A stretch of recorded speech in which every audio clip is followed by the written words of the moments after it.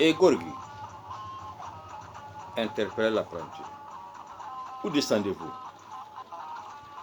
Le car dépassait le carrefour de Pékin et puis la route nationale numéro 1 et s'achemina vers Rufisque. Paoro fit semblant d'ignorer son interlocuteur. Hé Gorgui, je vous demande où vous descendez, reprit le jeune homme. Vous m'avez donné 70 francs. Je me rappelle très bien.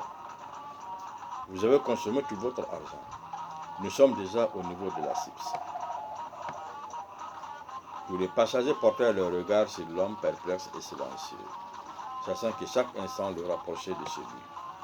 Toc, toc, toc, fit l'apprenti avec une grosse bague en bronze brillant hommagère par l'usage. Le véhicule diminuant sa vitesse avec un bruit de ferraille se mobilisa sur le bord de la route.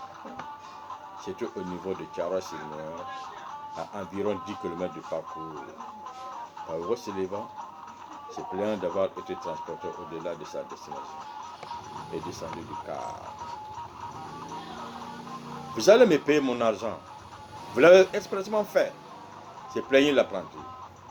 J'avais bien demandé qu'il descendait à Yara. Pour que vous m'avez dit, vous êtes malhonnête. Donnez-moi mon argent.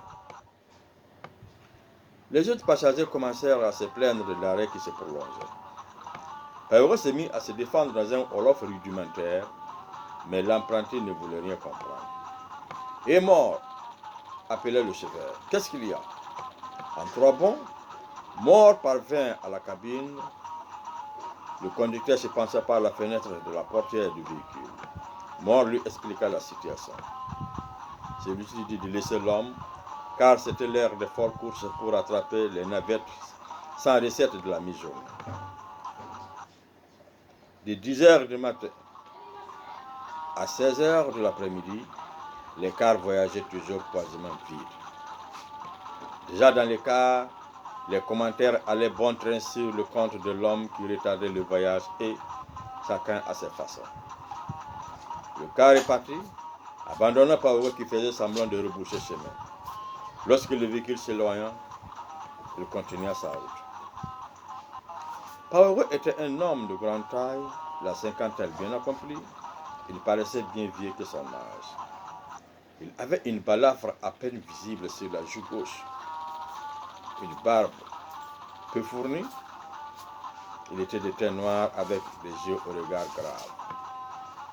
Il longea lentement la route, ne semblant pas être pressé de rentrer chez lui.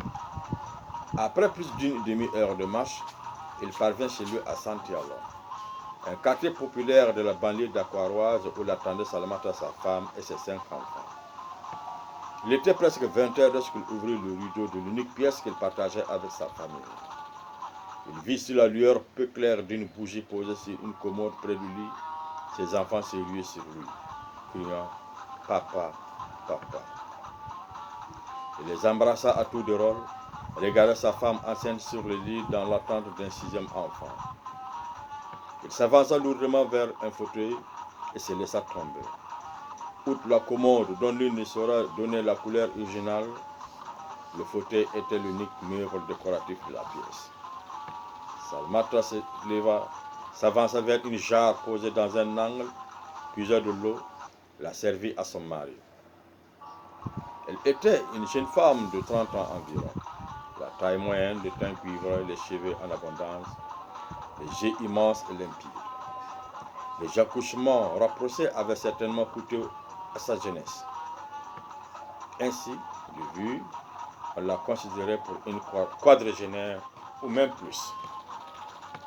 Tous les enfants étaient autour de leur papa et avec les yeux attendris, ils observaient le moindre geste de sa main vers ses poches pour ressortir sans doute avec leurs petits cadeaux qui les tenaient toujours éveillés. Elle reprit le gobelet de la main de sa femme, se disant que si elle savait ce qu'il avait dans l'estomac, elle ne lui aurait pas donné de l'eau. Il but l'eau, la sentit lui parcourir les entrailles comme de l'acide et le roucoulement de son ventre résonnant violemment. Il déposa le gobelet non loin de lui.